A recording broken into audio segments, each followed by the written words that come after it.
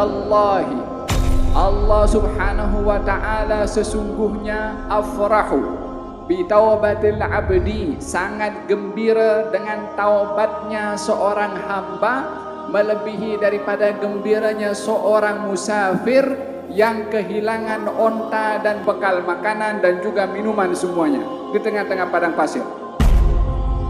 Dan tidak ada harapan lagi untuk dia meneruskan perjalanannya, karena tengah-tengah padang pasir tak mampu seseorang berjalan dengan cuaca yang begitu panas, sehingga dia dalam keadaan putus asa. Lalu dia pun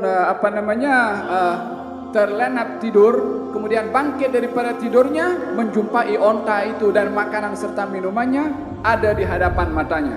Bagaimana dia punya perasaan gembira? Amat luar biasa. Kata baginda Rasulullah, gembiranya orang ini tidak melebihi gembiranya Allah bila mana mendengar suara hamba yang bertaubat kepada Allah Subhanahu wa taala. Oleh karena yang demikian, baginda Rasulullah sallallahu alaihi wasallam bersabda, "Ayuhan nas, tubu ilallah."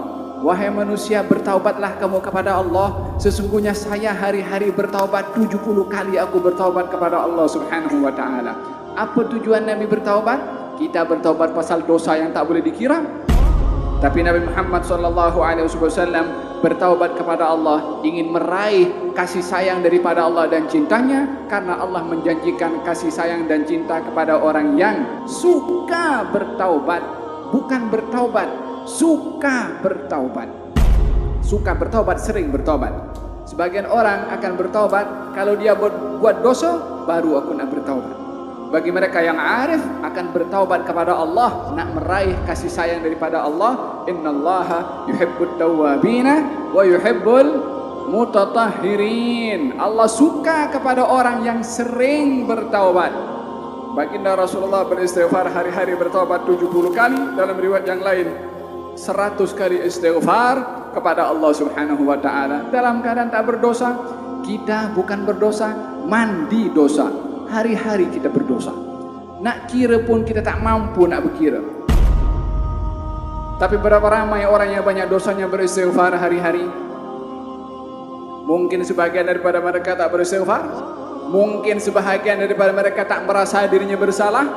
Ya insan, wahai yang berlumuran dengan dosa, yang tak berdosa beristighfar hari-hari 70 kali.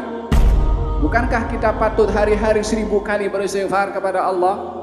Itu pun mungkin tak cukup dengan banyaknya dosa yang kita lakukan, sehingga kata sebahagian arifin mengatakan, istighfaruna yahtaju ilal istighfar.